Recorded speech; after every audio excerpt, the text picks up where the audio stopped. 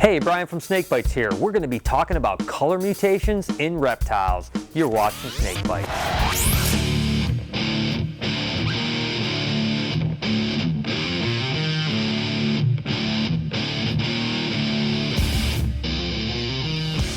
I tell you what, this albino reticulated python is an amazing animal, but let's face it, it's a color mutation, and that's what this entire week's show is going to be about. But before we get started, let's go ahead and take a look at what a color mutation actually is. A color mutation occurs when an animal exhibits colors that are not normally produced in the wild. In the pet trade, breeders often strive to produce rare and beautiful color mutations by breeding specifically for certain genes. Some of these mutations can be worth far more than their wild-type siblings. This happens to be a tesseracorn, and what a beauty it is. And as a snake breeder, what we're trying to do is put the coolest paint job on each of our animals. And let's talk about the genetics behind it. In simple terms, each snake contains a series of genes that's responsible for color and pattern mutation. Now, each gene has an allele from each of its parents. What we're looking for is a mutant allele that's going to be responsible for different color and pattern mutation. Now, there's several different types of genetics behind it. Let's go ahead and try to cover them all. The first genetics I want to talk about is something that's called codominance. Now, a fire ball python is a perfect example of codominance. To put it simple, basically if you breed a spider to a normal, half the babies on average are going to come out fires. Now, what's really cool is that when you breed a fire to a fire, on average 25% of the babies are going to come out super, just like this black-eyed leucistic. According to Guinness, what is the name of the longest snake in the world? A. Methuselah, B. Medusa, or C. Mephisto? Answer with a comment and keep watching to see if you're right. Another great example of codominant genes, and it's not in a snake, is, believe it or not, these bearded dragons. This is what they call a leatherback trait, and basically what it is just reduced amount of spiking on the animal. It's kind of more smooth, and that's why they call them leatherbacks. Again, it works the same exact principle. When you breed these guys to normals, half the babies on average are going to come out leatherback, and sure enough, there's a super form. That's what codominance is all about, and the super form is right here. It's what they call a silky. It's basically entirely spikeless. It's definitely a really bizarre looking animal.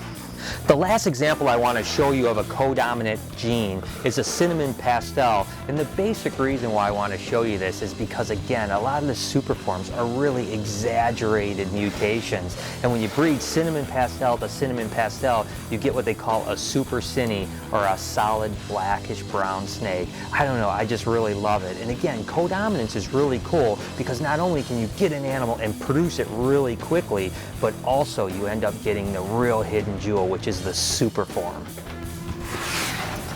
Moving on to an animal like this albino Arizona mountain king snake, this is what they would call a recessive mutation. Now, it's different from the codominant in the fact that when you breed it to a normal, you're not going to get any animals that look anything like this phenotype or paint job. But what you're going to get is all normal looking animals, but they'll all be carrying the gene for albinism. They call it heterozygous.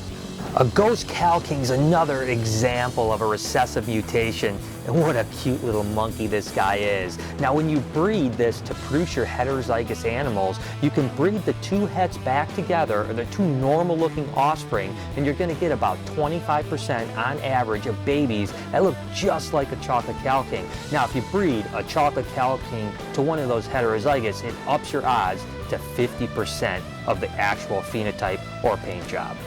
There's a lot going on with this gorgeous bearded dragon. It's actually an Italian leatherback, hypotranslucent. Now, we've talked about the leatherback before being codominant, so you can see it's lacking all those spikes, but it's actually got two recessive mutations going on, the hypomelanistic and the translucent. Now, not to get too complicated on you here, but when you breed two recessive mutations together, your odds are 1 in 16 that you're going to produce a hypotranslucent.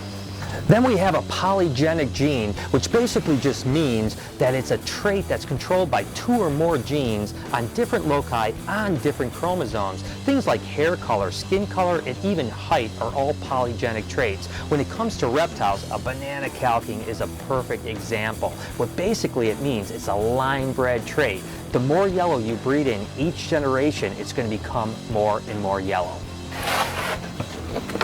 Leopard geckos are another one that are full of polygenic trait. There's a lot of line breeding going on. This is a perfect example of one of them. It's a tangerine or carrot tail. Now the more orange animal or more tangerine is something that's going to be bred over many generations. Again, is a great example of what a polygenic gene is. Okay, you guys ready to be a little confused? This is a mystic, which is a codominant mutation, and this is a Mojave that's also a codominant mutation, which basically means that both of these have superforms, but this is where it gets a little bit tricky. They're what they call an allelic gene, which basically just means that a Mojave and a mystic are located on the same allele and occupy the exact same space on that chromosome. So when you breed them together, you don't get a combination or a double codominant. You get what's called an allelic animal, like this mystic potion. And what a beautiful snake it is. What makes it even more interesting is that when you breed a mystic potion to a normal, you won't get any normals whatsoever.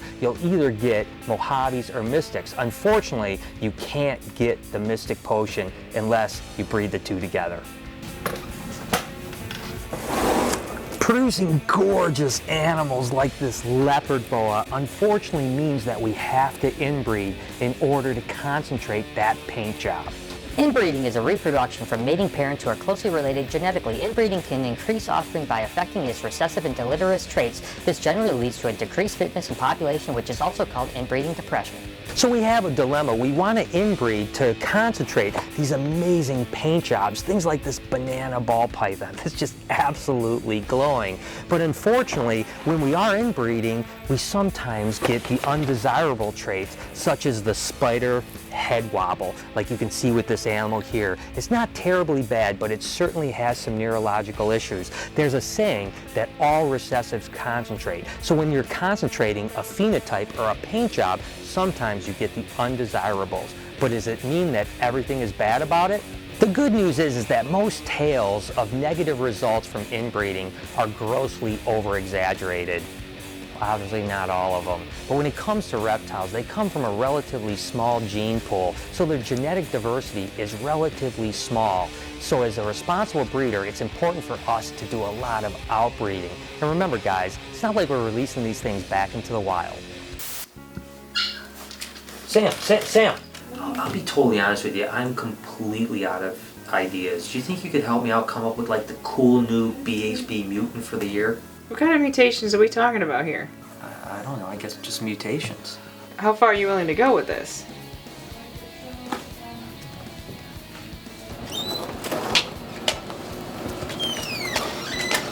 What's got you looking so happy? Brian wants me to work with some new mutations, see what I can come up with. Oh, good for you! Just you wait and see. Sounds special. Wench, loser, short.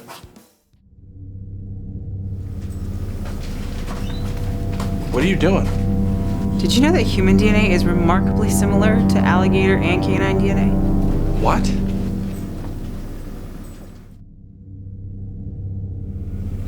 Hey you! Sam? What the hell are you doing over there? You're just doing nothing.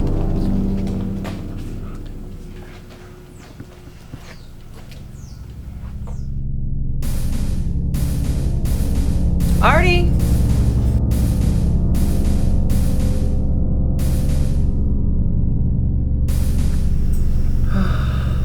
The best way to harvest human DNA is through the thalamus. Oh gosh, I'm gonna have to cut George's head off.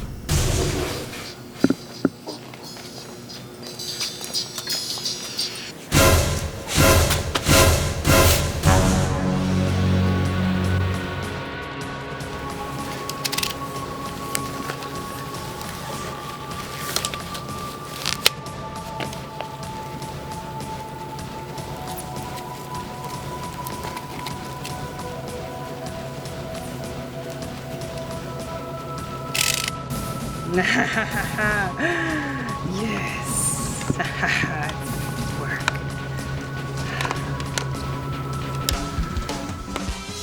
Hey Josh, you seen George lately?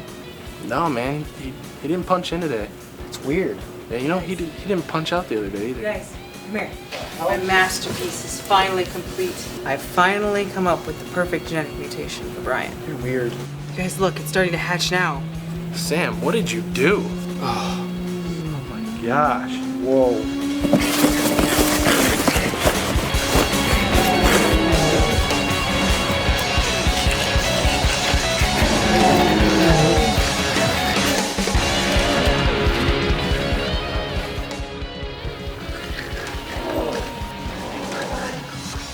Brian, I have your mutation for you.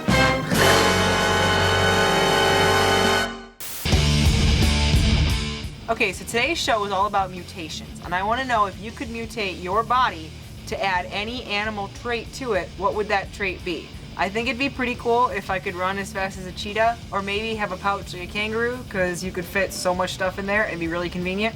I want to know. Leave a comment below. So there it is. I hope you guys enjoyed the show and get a little bit better understanding of how snake genetics work. If you ever want to follow any of our breeding project or animal adventures, make sure to hit us up over on Facebook and Twitter at SnakeBytesTV. Till next week, you've been watching Snake Bites.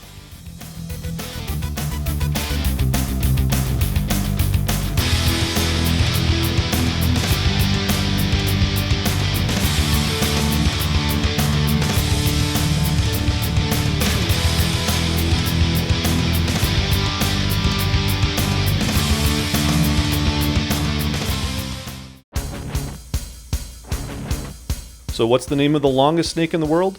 Well, if you guessed B, Medusa, you would be absolutely right. Nice work.